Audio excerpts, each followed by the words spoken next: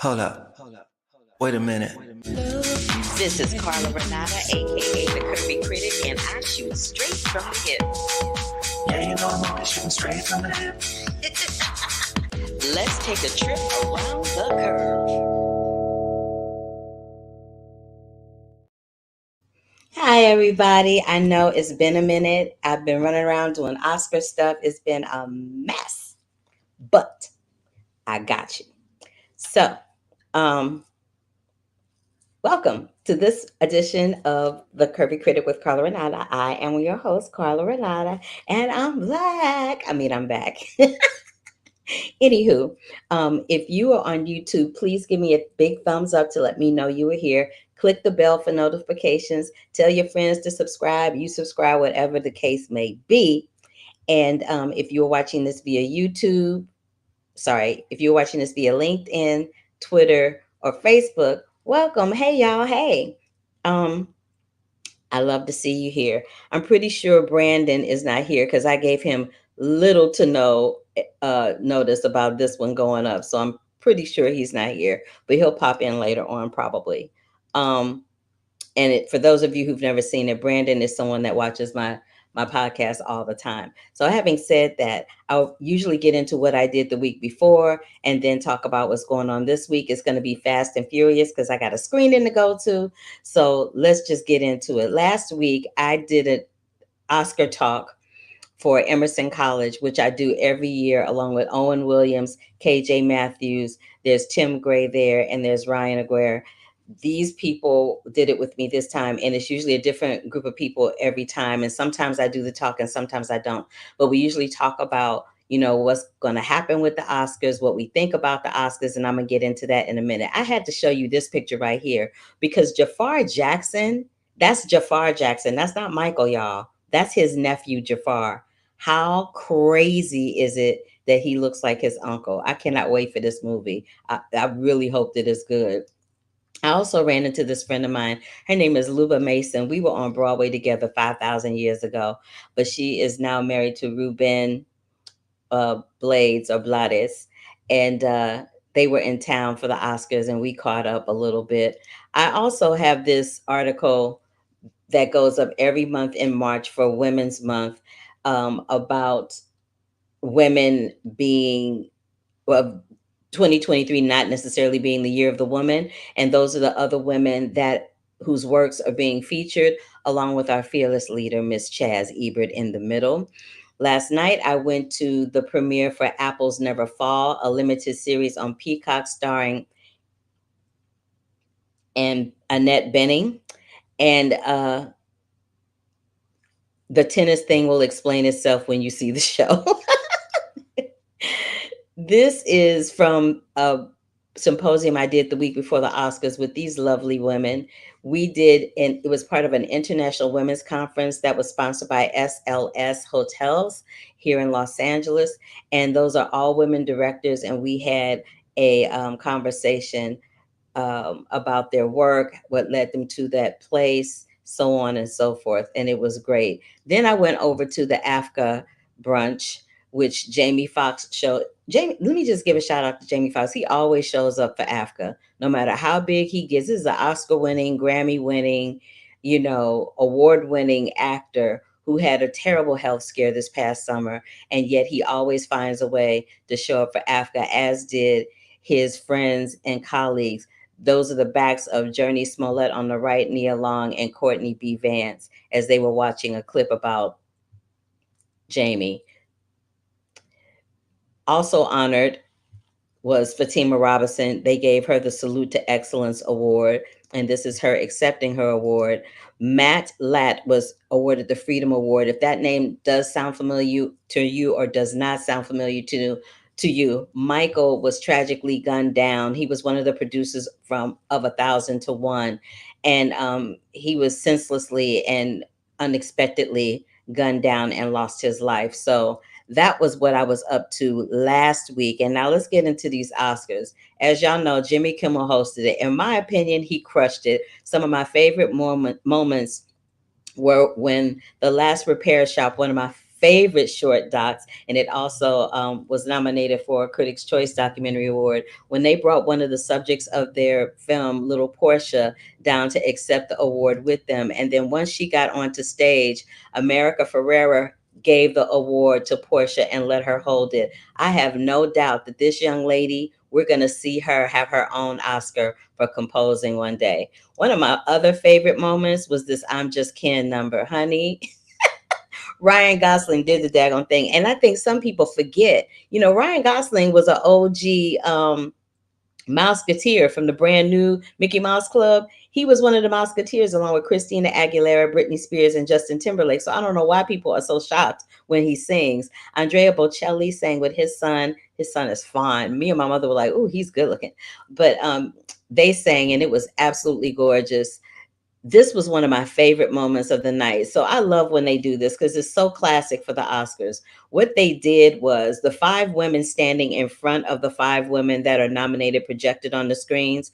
Those 5 women are former past Academy Award winners, including the one who won last year, who is in the middle, which is Michelle Yeoh. So these winners were Sally Field, Jennifer Lawrence, Charlize Theron, Jessica Lange, and Michelle Yeoh. Those were the former winners, and the ones nominated were Emma Stone, Lily Gladstone, Sandra Hüller, Annette Bening, and Carey Mulligan.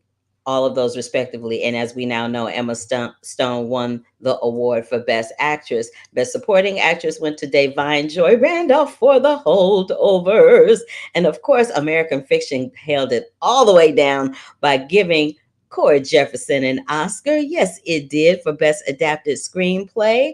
And as I said, and then Oppenheimer won Best Picture. My predictions were not too well off. Here are all of the top acting winners, including Robert Downey Jr., who took home the award for Best Supporting Actor for Oppenheimer. And then, of course, Billie Eilish and her brother Phineas made history, becoming the youngest person to win an Oscar twice. Fabulous. This is the article that I was telling you guys about that is on ebert.com. It's called Has the Needle Moved on the Impact of Women in Cinema for 2023? I also spent some time over at Live Now on Fox. That clip will be up on my Instagram and my Twitter pages in a minute. And this is what it looks like when we were actually on the air. So that's all of that about the Oscars. Let me get into how I felt about it. So there were a couple of things. So people were complaining. People were complaining about Jimmy Kimmel. People were complaining about the pace. People were complaining about it was long. It's the Oscars. They got a lot of categories and a lot of ground to cover. It's always going to be long. Every single time. It's just always going to be long. People complained about the streaking. Well, back in the 70s, while David Niven was presenting an award, some person ran across the stage naked. We don't know how he got back there, but he ran across the stage naked and was arrested. Jimmy Kimmel decided to revisit that and not have somebody naked run across the stage, but actually have somebody naked presenting an award. And this time it was John Cena. I thought it was funny. It was stupid, but it was stupid and it was corny, but it was funny. It kind of lightened up the moment. And then Guillermo, Jimmy Kimmel's sidekick on his talk show, had tequila handed out with little bottles of tequila, maybe about this big with a straw in it. Now folks was zooped before they left the award ceremony to go over to the to the governor's ball and all the other parties. But overall, I just felt like it was good. Now, the other thing I have to say is there's a lot of controversy around the fact that Lily Gladstone didn't win. I personally called it. When I saw that happen, I was like, "Oh, they Angela Bassetted her." This is the thing, and I've said this a million times. Lily Gladstone was in that film for such a short amount of time. Even though it was a short amount of time, you still got to see how fabulous of an actress she was. And the time factor is of no consequence. There's an article in Variety breaking down all the different times that people were nominated for short periods of time. Judi Dench was nominated for either Best Supporting Actress or Best Actress for Shakespeare in Love, and she was on screen for 8 minutes. Viola Davis was on screen probably the same amount of time or a little more than that for Doubt. So it doesn't really matter how long the person is on screen for.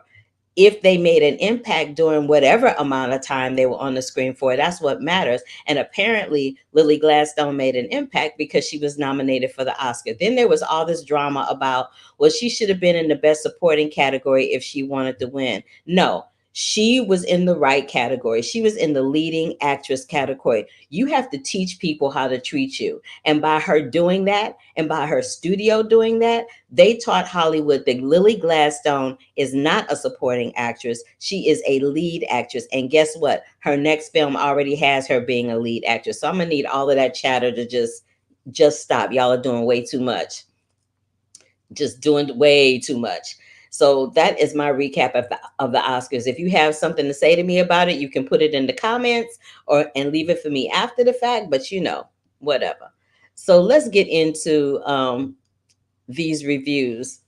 Actually, no, I'm going to get right into this interview that I did with Carla Gutiérrez. So Carla Gutiérrez was one of the editors on RBG, which is by Betsy West and Julie Cohen, a documentary about Ruth Bader Ginsburg. Now Carla Gutiérrez has stepped from behind the editing bay, and she has directed her first feature documentary. It's called Frida. It's about the life of Frida Kahlo. I told you guys all about it when I saw it at Sundance. I couldn't say enough about it. I'll say a little bit more about it after you take a look and a listen to this interview with Carla Gutiérrez from Frida.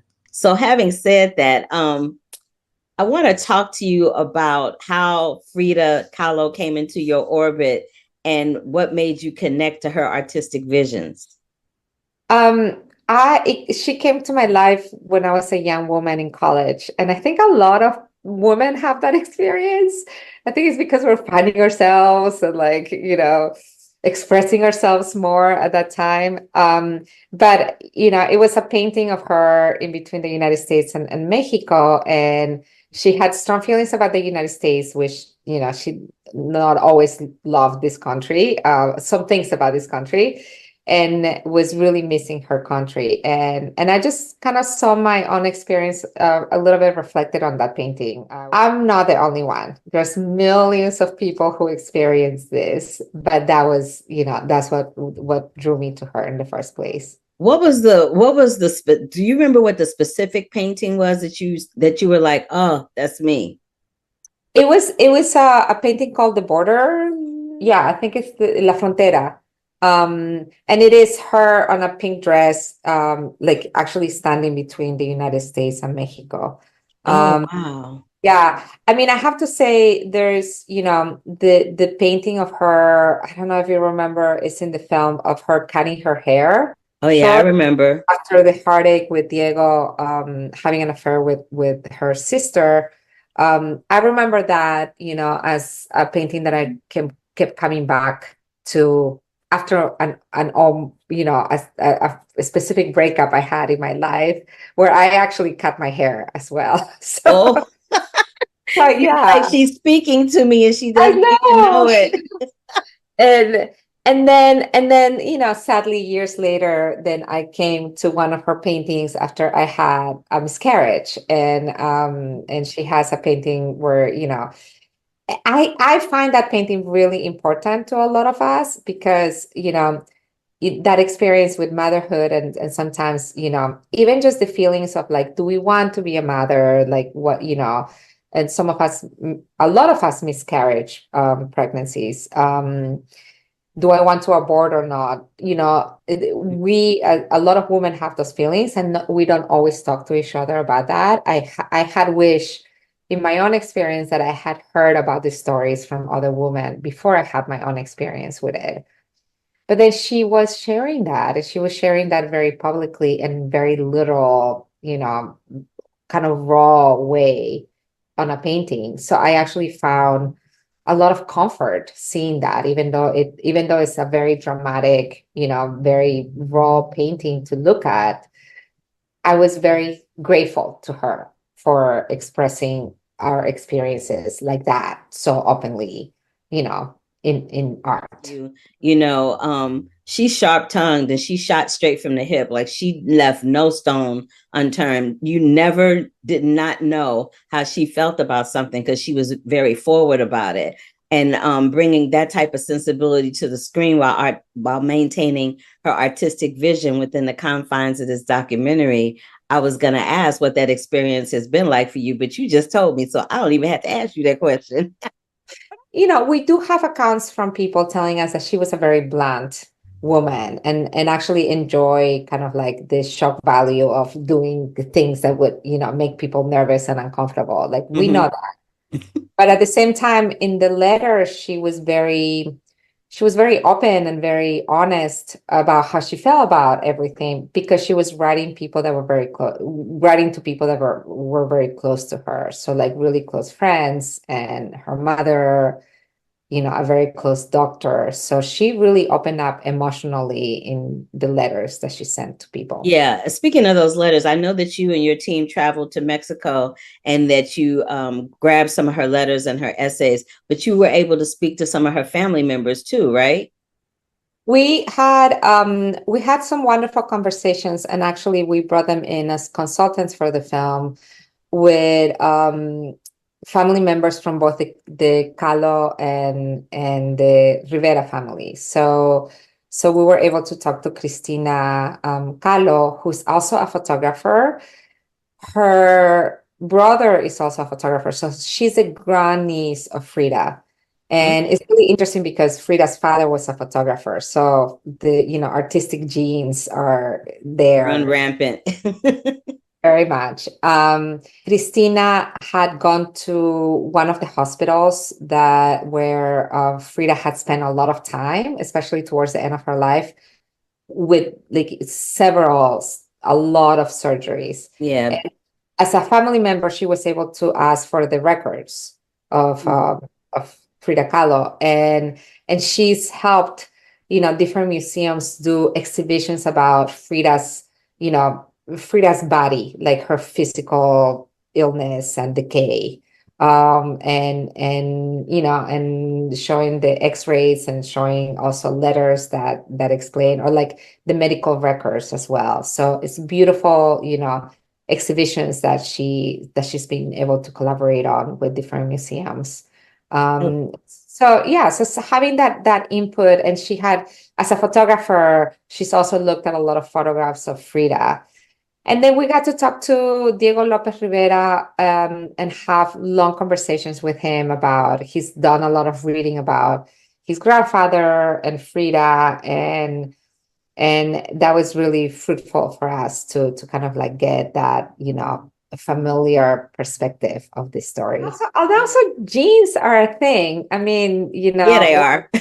like seeing Cristina live, I mean, she embodies some of the aspects of the family. So she, had some facial features and short like Frida, the coloring of, yeah. So that was really special. And then Diego's grandson has the same eyes as his grandfather. Oh, so that must have been really trippy. yeah. You're like, yep, it was. Yeah. But I have to say, like, there were really great ways that she, described people that she did not like that I wish I could have maybe like, maybe I'll just use them myself. So Look, pass them on over this way. I could totally use them. yeah. Oh my God. She had like the most colorful way of like swearing, and that was really fun to read. Um, No, I mean, there are even details of her life that we didn't go into, but they made sense for the story. There was, she had polio when she was young, so she dealt with a little bit of solitude when she was a little girl, but we really wanted to, present her youth spirit because she had so much amazing, like curious, passionate interaction with the world and until the accident, and we wanted to make sure that that was very present and clear. So so actually going into her episode, with polio early on didn't quite make sense for our emotional narrative that we were telling. And there's a lot of, again, with every biography, that's why those are the hard decisions that you have to make, right? But I rather show you the spirit of Frida and kind of like get you into her emotional state instead of giving you a list of what happened in her life. I And so loved it. I that's loved how it. that's how we, that's how I approach films. And to me, that is kind of like a more interesting, more intimate take on somebody than just listing what they accomplished. It came off as very intimate, very personal, very loving, all of the things, all of the adjectives. You know what a big fan of the film I am. I've told you a million times to your face and then some. So you already know. I do But know. now, I do now know. the Thank you. girl, please. But you're my namesake. I gotta support. But Tocaya. yes. But in closing it out, I just want you I just want to thank you so much for your time and giving me and being so generous with your time for me. And if you had to describe your experience in making Frida in one word, what would that one word be? Passion. I would say that's accurate. Carla Gutierrez, thank you so very much. I appreciate you. I respect you. I respect your artistry. And I respect the fact that you are a woman director holding it down in the documentary space. Thank you so much. Thank you. Thank you. So good to see you again. Good to see you too. Thank you, Carla. I love you so much. I really, really do. You guys, Frida is going to hit on March 15th, which is 2 days from now. So I want you to check it out. I really, really want you to check it out. I also want you to check out One Life. So I'll have the interviews for One Life up this Sunday. It stars Sir Anthony Hopkins and Helena Bonham Carter. I will get into that next week when I show it. I went to I went to South by Southwest virtually, and I saw a lot of really great documentaries. One of them was about Allie Willis, who is the writer of the Earth, Wind, and Fire hit September. So if you don't know, do you remember the 21st day, September? That song right there, Allie Willis wrote that. She wrote Neutron Dance. I can't let it go, Neutron Dance from Beverly Hills Cop. She also wrote Stir It Up. I'm gonna stir it up now by Patti LaBelle. And she also co-wrote the score for The Color Purple, the musical.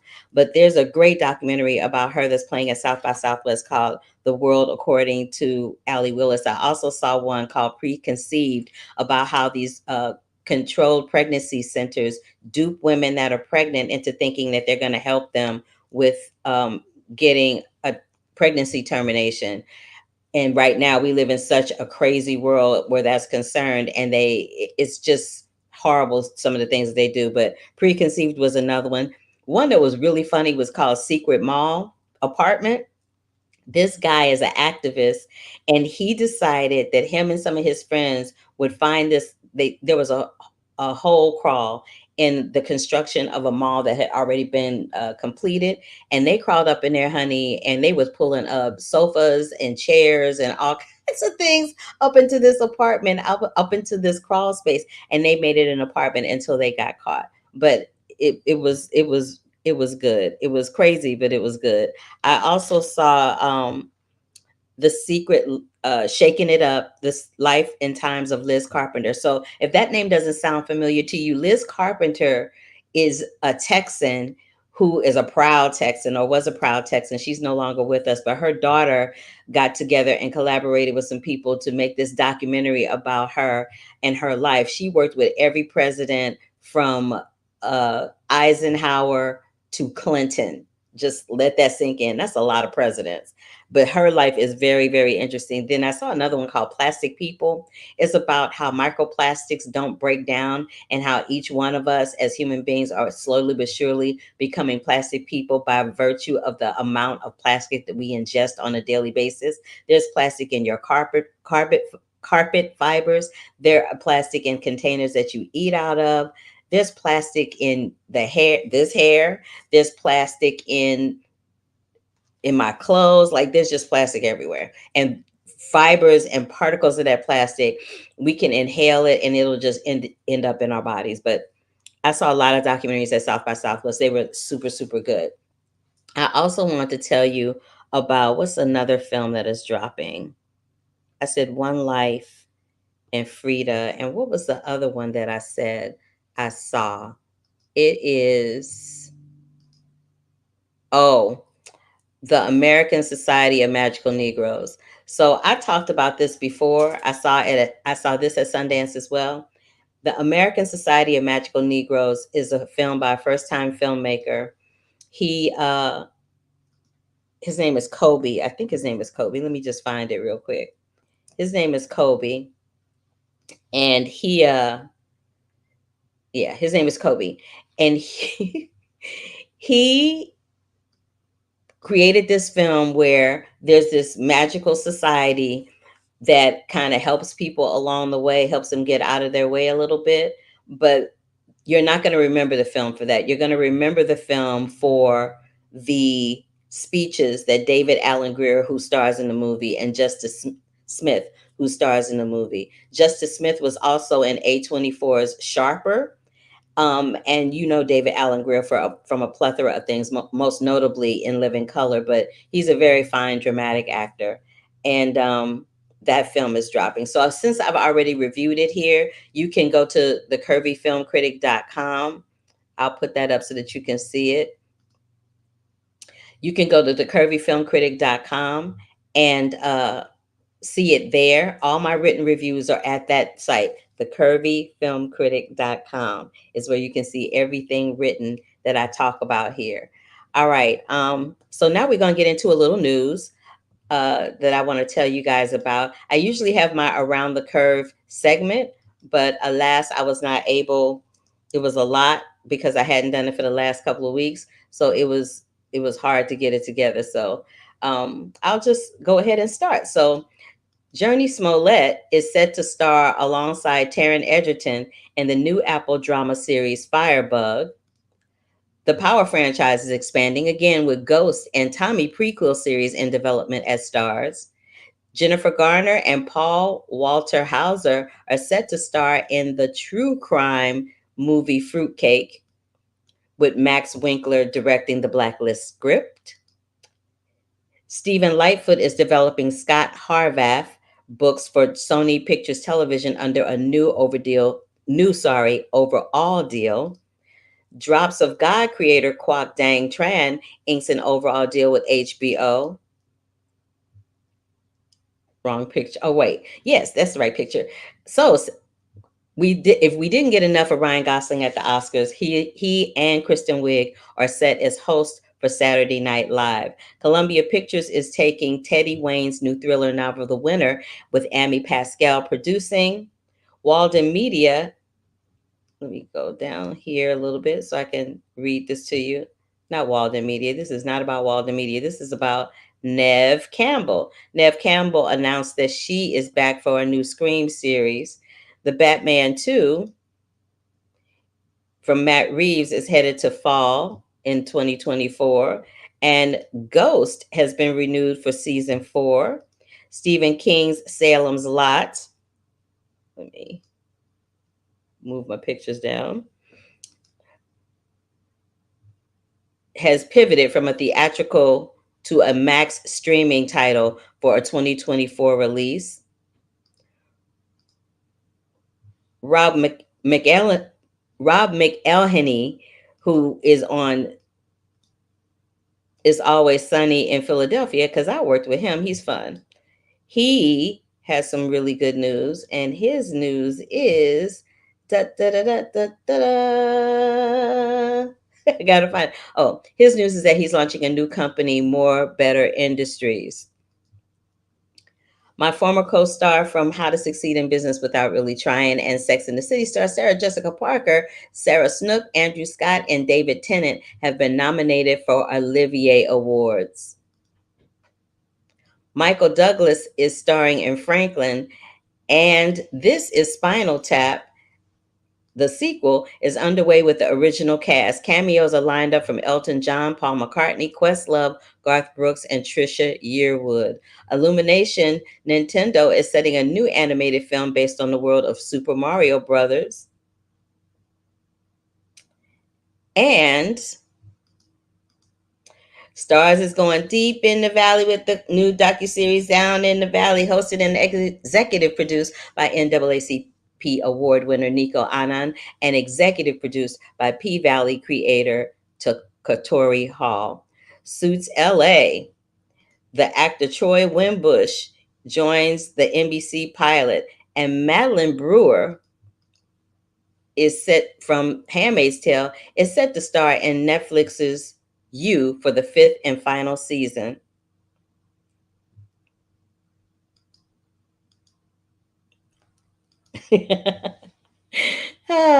Watch Dogs movie is in the works at New Regency with Talk to Me breakout star Sophie Wilde starring. Edward Berger's Papo thriller Conclave starring Ray Fiennes is setting a U.S. release date. And Dominic Sessa from The Holdovers joins Demi Lovato and Rose Byrne in the movie Tow, about a homeless woman caught in tow company hell. And it's looking like IATSE Teamsters are going to resume talks this week.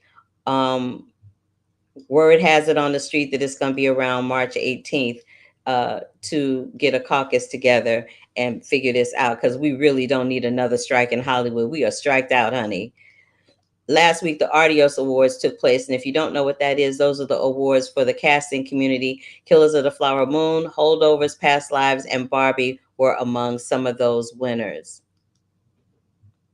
Matt Bomer joins Keanu Reeves, Jonah Hill, and Cameron Diaz in Apple's Outcome, and Oppenheimer's David Krumholtz is set to star in the dark comedy Forelock.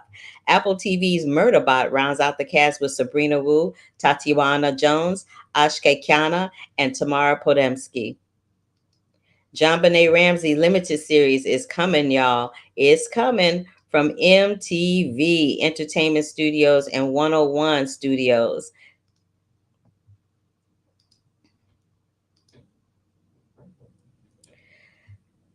And what is this one? Oh, yes. Amazon MGM's Play Dirty cast Keegan Michael Key, Nat Wolff, Chudwudi Iwuju, and Thomas Jane. And Point Break and Varsity Blues Scribe is set to pen a movie about cheerleading and football as part of a Varsity Spirit slate led by Foundation Media. Morgan Samania film also is in the works. Chloe Grace Moretz and Louis Pullman and Ariana DeBose are set for the crypto heist pick Dutch, based on a true story.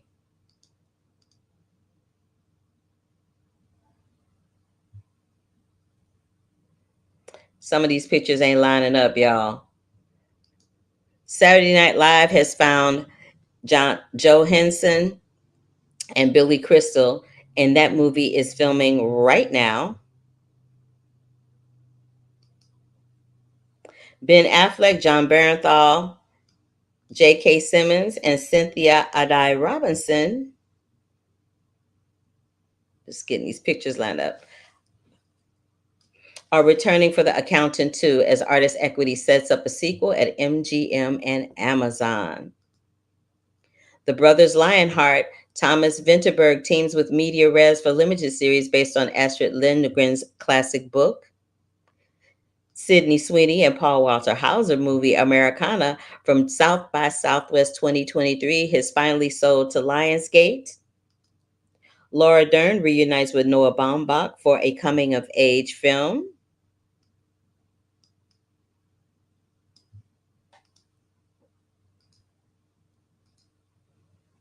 Hulu orders an untitled Amanda Knox limited series from KJ Steinberg. Margaret Qualley is set to star. And the nominations for the Critics' Choice Association 4th Annual Super Awards were announced, honoring superhero, science fiction, fantasy, horror, and action movies. Mission Impossible Dead Reckoning leads the nominations. The Last of Us leads with the most TV nods, and the ceremony will take place with the announcers being announced on April 4th of this year. Rachel Weisz and Polly Stokes' Astro Projection signs a first look deal with Fremantle. Netflix is entering the ring. Netflix is entering the boxing ring. The streamer is setting live fights between Mike Tyson and Jake Paul. Ooh, honey, I don't know about that one, but here we go, here we go, here we go. Nine Bodies in a Mexican Morgue is greenlit by MGM Plus. Eric McCormack is set to star in the Anthony Horowitz limited series. Jermaine Fowler is set to headline and co-write a martial arts comedy in the works at Fox. And CBS Studios' NAACP venture is set to develop a new daytime drama called The Gates.